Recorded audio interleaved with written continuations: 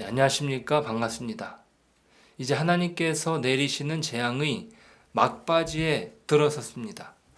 아홉 번째 재앙은 어둠입니다. 어떤 피해를 주는 것이 아니라 마음 가운데 두려움이 엄습하게 하는 거죠. 이번 재앙은 아무런 경고 없이 진행됩니다.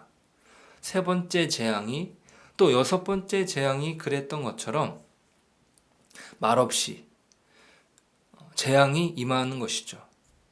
애굽 온 땅이 3일 동안 혹독한 어두움에 덮였습니다. 이것은 21절에 기록하는 것처럼 더듬을 만한 흑암입니다.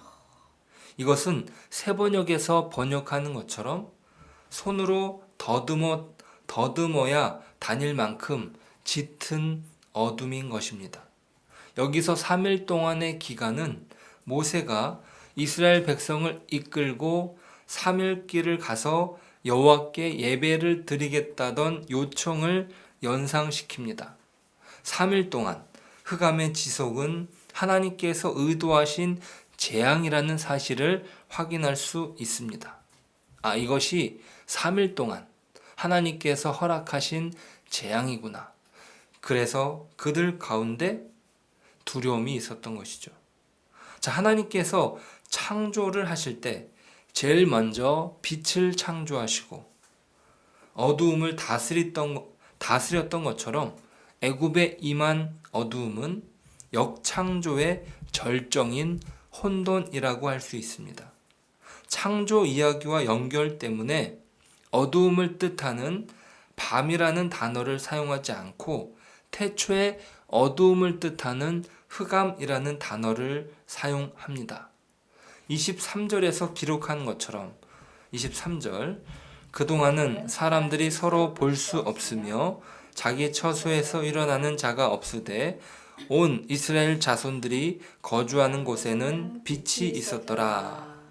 자, 여기서 빛과 어두움을 대조시킵니다. 자, 이러한 대조는 하나님의 백성과 애굽의 현실 그리고 미래를 대조시킵니다. 애굽은 세상에서 강국으로 이름을 떨치지만 그들의 미래는 소망이 없습니다. 하지만 이제까지 노예로 고달픈 나날을 이스라엘이 보냈다면 머지않아 그들은 구원의 빛을 보게 될 것이라는 사실, 이것이 분명해지는 것이죠.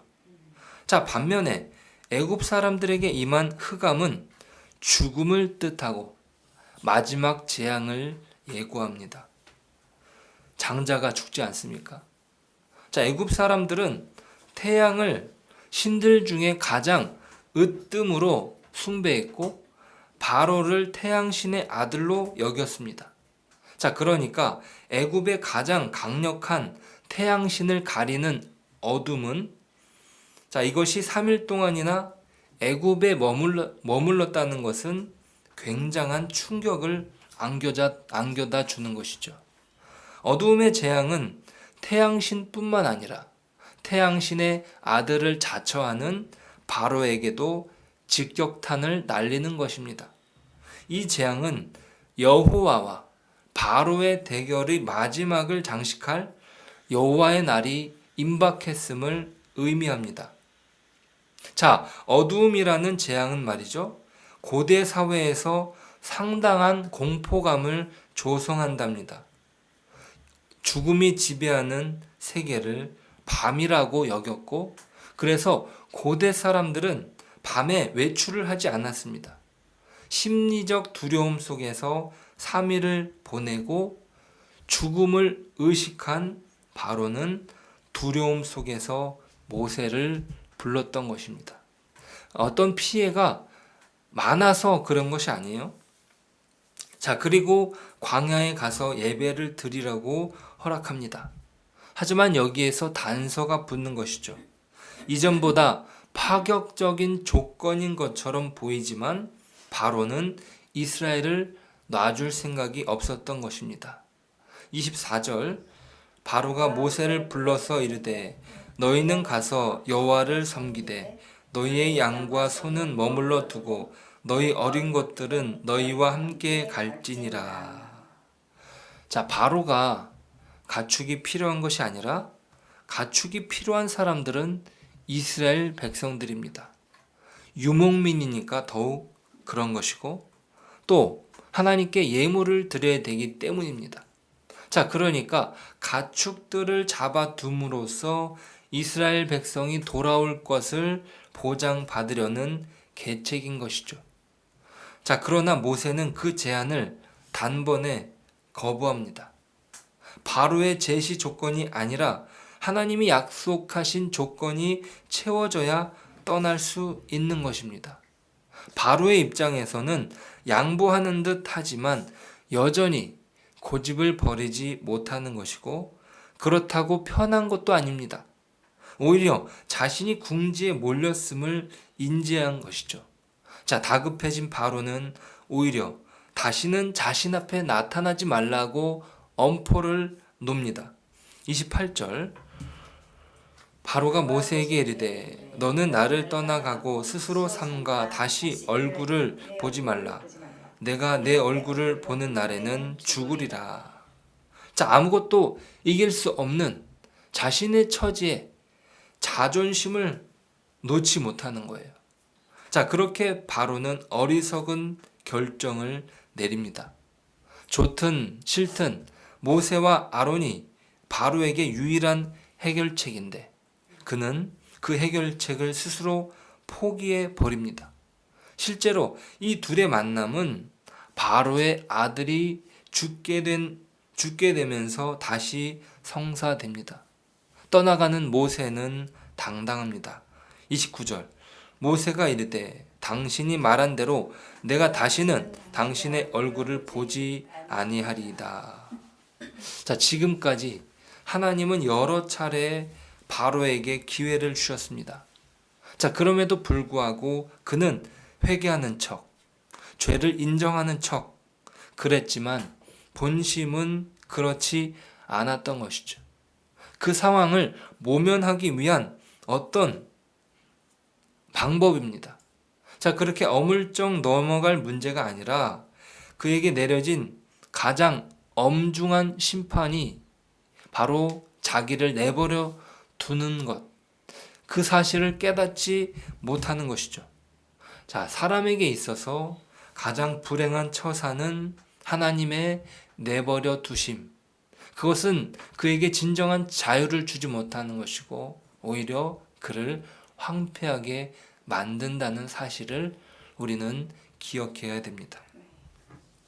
자, 오늘 우리에게 주시는 이 말씀은 우리가 어떻게 적용할 수 있을까요? 자, 어둠 속에 헤매던 우리가 빛의 자녀가 되었다는 사실입니다. 태초에 흑암이 가득한 혼돈 속에 빛을 창조하신 분이 하나님이십니다. 오늘 흑암 재앙은 이 창조의 순서가 역행한 것이라고 말씀드렸습니다. 죄악으로 인하여 빛 가운데 거하지 못하고 어둠 속에서 헤매고 있던 우리의 모습이 바로 애굽의 처지 아니었습니까? 우리도 동일한 자들입니다. 하나님께서 은혜를 베풀어 주시지 않았다면 이스라엘이 어찌 빛을 볼 수 있었겠습니까? 애굽과 동일한 처지에 놓였던 자들입니다. 자, 그런데 이스라엘이 빛 가운데 놓이게 된 이유는 무엇입니까? 하나님께서 그들을 장자로 삼으셨기 때문입니다. 다른 이유가 없습니다. 하나님께서 그들의 조상인 아브라함과 이삭과 야곱과 맺으신 언약을 기억하시고 장자로 삼으셨다고 하셨습니다. 그래서 이스라엘을 구출하는 것이에요. 자, 이스라엘이 잘나서 그런 것이 아니고 이스라엘이 도움이 필요해서 그런 것이 아닙니다. 하나님께서 그들을 장자 삼으셨기 때문이에요. 그래서 하나님께서는 약속하셨습니다. 애굽의 장자를 죽이고서라도 구출해 내시는 것이죠. 이스라엘은 여호와의 아들 장자이기 때문입니다. 자, 우리는 어떻습니까? 어두움 가운데 빛 대신 주님을 알아보지 못했습니다. 요한복음에서 기록하기를 빛이 어둠에 빛이 돼 어둠이 깨닫지 못하더라. 네, 빛이 어둠에 비춰졌지만 어둠은 깨닫지 못했습니다. 그 빛을 알아보지 못했던 것이죠. 자, 그래서 주님이 사역하시는 사역 가운데 아주 상징적인 사역이 무엇이냐? 바로 소경의 눈을 뜨게 해주는 장면입니다. 이것은 매우 상징적이죠. 어둠 속에 있던 우리의 눈을 뜨게 해주실 때 우리는 눈을 뜰 수 있는 것이지 우리가 자력으로 눈을 뜰 수 없는 존재입니다. 애굽과도 같은 존재인 것이에요. 자, 그런데 그 같은 내용의 요한복음 1장 12절에 이렇게 기록하죠. 영접하는 자, 곧 그 이름을 믿는 자들에게는 하나님의 자녀가 되는 권세를 주셨으니. 자, 그렇습니다.